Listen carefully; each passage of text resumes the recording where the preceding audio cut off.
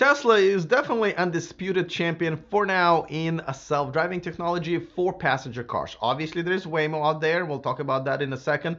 But now Hyundai is jumping in, and they have just made a deal that's definitely going to affect their brand and Kia, and definitely get them much closer to Tesla. Obviously, with Kia and Hyundai, they've been producing relatively cheap electric cars that a lot of people are opting out for instead of maybe getting a Model 3. So if they're going to be adding this technology, that will put them up there once again, along with Tesla, depending what kind of job they're going to do. And gee, only like 5-10 years ago, Hyundai wasn't a thing. Even Kia wasn't really a thing. But now they're really taking this seriously. They're really trying to step into the world stage with all of this technology and maybe even overtake some companies like Toyota and Ford that have been really slow about electric car technology, self-driving technology, and so forth. So I'm really excited. Now, this is a complicated relationship that's just established with this brand Aurora because there's some history there with Tesla. Volkswagen Group also just dropped them. So let me sort out all of this mess, exciting mess nevertheless, in just 1 second.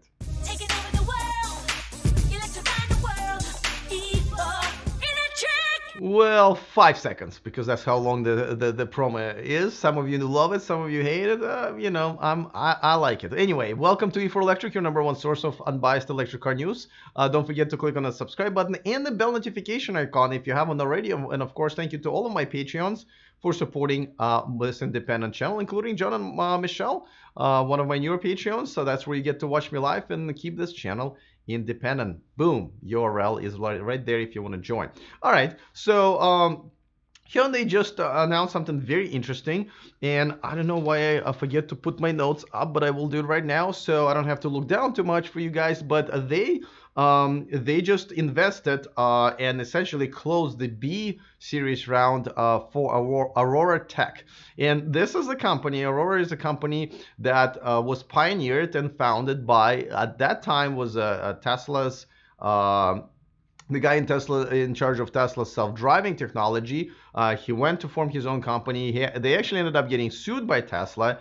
That lawsuit was settled essentially with nothing except for Aurora had to pay Tesla about what I think $100,000 to hire an auditor so that person can go through the code, make sure that none of it was stolen from Tesla. It's been a while now, so I'm assuming that's been kind of closed. And that's the history. So the guy in charge of it kind of knows what he's doing. And many companies have been using their technology. As you know, Byton, the sponsor of this channel, has a contract with that. That's where the self-driving features are going to be coming from. Fiat Chrysler also just made a deal with Aurora. But don't forget, Hyundai has actually invested in the company. Now, the other investors are Sequoia, which is one of the leading investors in technology for many years. They've invested into some biggest tech companies in the world. And Amazon. If you remember, Amazon just invested in Rivian, so in their investment in Aurora, obviously, it looks like they're more and more interested in automotive industry. Now, there's one company that had a deal with Aurora that just kind of broke up with them. So let's talk about that. Before that, a quick reminder that this video and this channel is sponsored by Byton. Check out their all-electric SUV coming to the US and Europe, starting at only $45,000 next year. And look how fast it is to make a reservation, mainly because you don't have to fill out a payment page, because there is no payment page. It's $0 to make a reservation, about 60 seconds of your time. Go to the description of this video to get yours. Okay, so which brand just broke up with Aurora? And that's Volkswagen. Now, they kind of said that they weren't really happy with the technology, but then they went and made a deal with a self-driving company that's owned by Ford, which again just does not really sound that great, because Ford is not a company that I usually would look to for any type of tech, really, but definitely not for self-driving tech. So we'll see. Maybe they know something we don't know, but I strongly doubt it. So yeah. Now this is something that again, well, there's a difference of opinion here. Obviously, Tesla wants to bring everything in-house, right? Originally, they had a deal with Mobileye that's now owned by Intel, and they broke up with them. They created their own. It sucked for a while, then they finally got it up to par, and now they're really kicking butt with it. But a lot of other manufacturers are trying to go and outsource that to other companies that kind of know how to do it. Sometimes they acquire them, sometimes not. I personally think it's good because there's a competition out there, and if they're not happy with one vendor, they can switch to another one pretty much seamlessly if you do it right.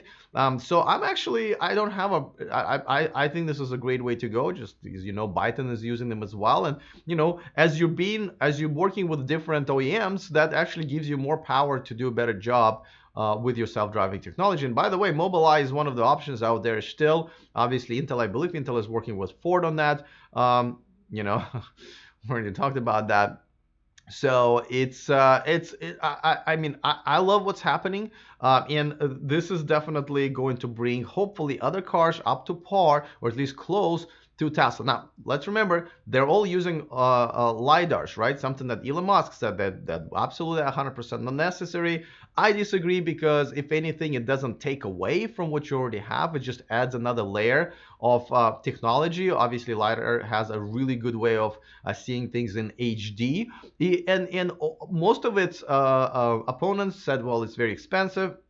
It doesn't see through like fog and sandstorms, but technology improved in the last couple of years. It's really good, and with a solid lidar technology and a cheaper pricing, it is definitely a great addition. Like, I would never say no to technology if it's just an add-on and a safety feature, just one more layer of safety for me for this technology. So all of this, including Aurora tech, definitely relies on lidar as well. Now, quick reminder, don't forget to get on our VIP list. We send out bonus stories every Saturday for free. So go to e4electric.com/VIP. Let me know what you think. Do you think companies like Aurora can compete with Tesla's technology? Do you think there's an advantage there? Let me know in the comment section. Other than that, see you next time, and remember to stay charged.